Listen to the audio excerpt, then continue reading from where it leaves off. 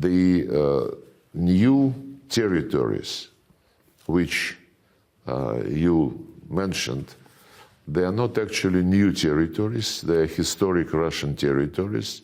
Yes, after the Soviet Union disappeared, this was left inside the former Ukrainian Soviet Socialist Republic, and there was no thought, that this Slavic republic could have leadership which would go the way the Nazis went before World War II. We recognize the independence of Ukraine, no doubt about this, but we could never think that the people who live on these territories which you listed, which are now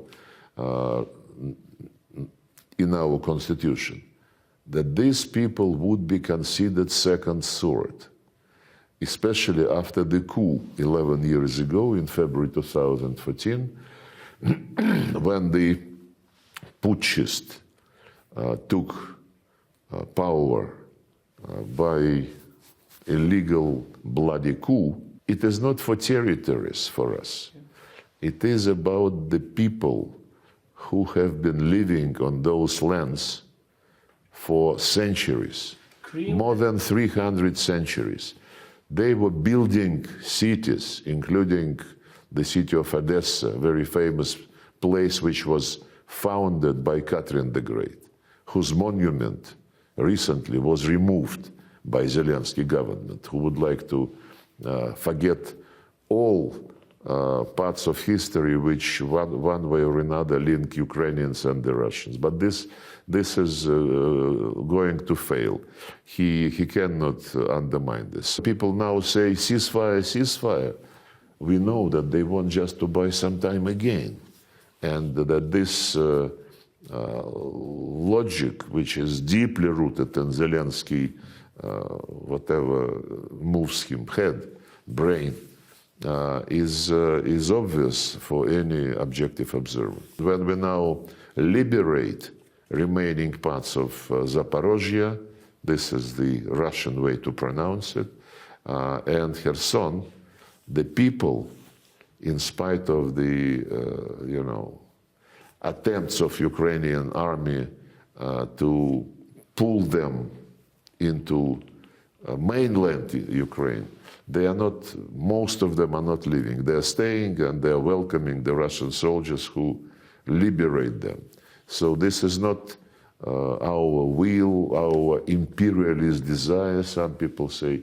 This is our concern for the future of the people who feel being part of the Russian culture. When Starmer said that Putin is the only one who is against negotiations, he should remember about his former prime minister, Boris Johnson. He should remember about those in Germany and in France who signed the deal and then a few years later admitted that they never intended to do this, in spite of the fact that it had been endorsed by the Security Council.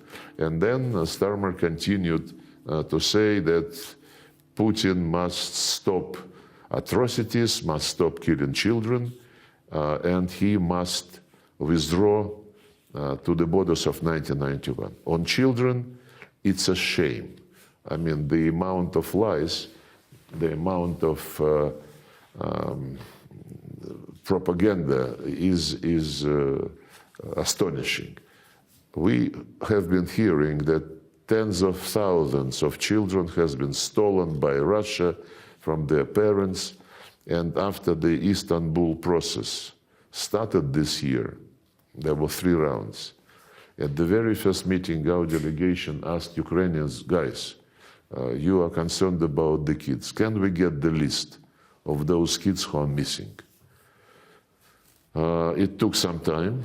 Eventually, we received the list of 339 names. 339.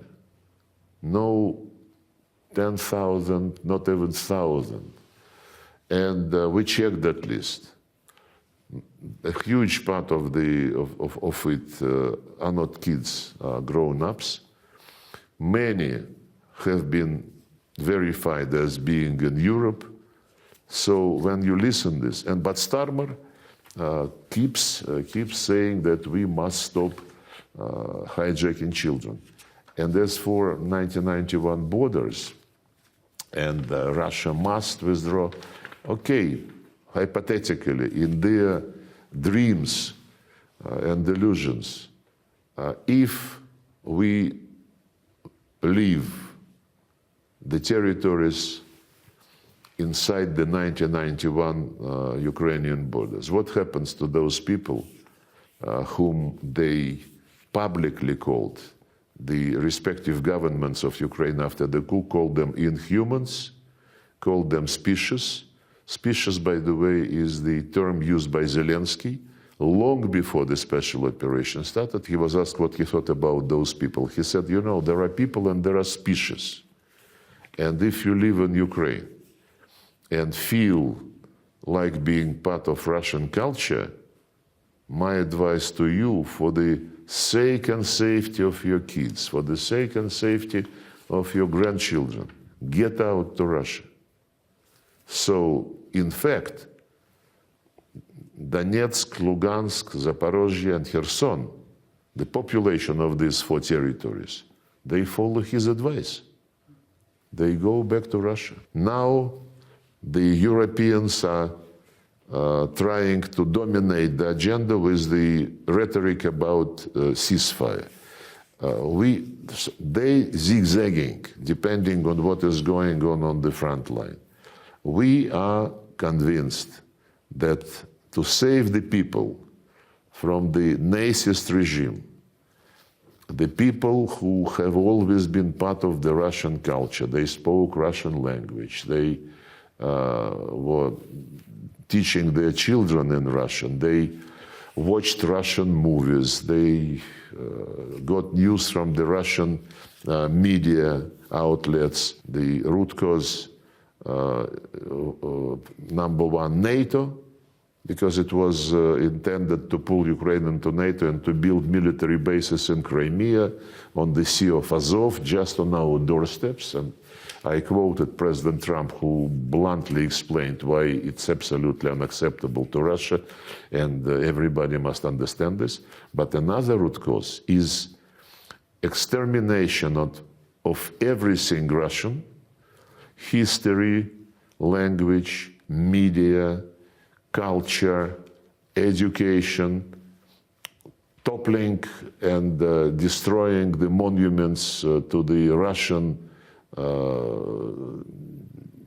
representatives who founded Ukraine in the eastern and southern part, toppling the monuments to those who saved Ukraine and Europe from Hitler and his Nazist troops. People only ask, when are you going to end the war? When are you going to have a ceasefire? It's not honest, if you wish.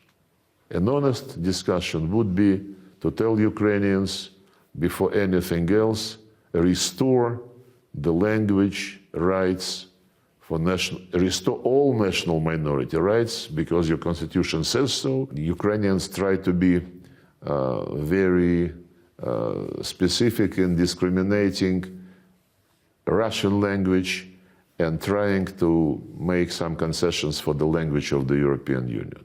There is no single international convention which says that there are some languages which are more important than others. It's like Orwell, you know, all animals are equal, but some are more equal than others. It's not, I think, appropriate when people say, when are you going to end the war? Where are you going to stop? Zaporozhye, are you going to give it back? Actually, we now have taken some other territories which are not, which do not belong to the regions reflected now in our constitution. The reason is very simple. We need a buffer zone because Ukrainians continue shelling, bombing, droning Russian including the territories which never were challenged by anybody. I mean Bryansk, Belgorod, Kursk, and so root causes. That's what must be key to understanding how to help end this situation efficiently, and thinking not about grabbing back territories, not about saving political losers who are ruling in Kyiv, but thinking about the people who, you know, should be the utmost concern of those who say that they are champions of democracy.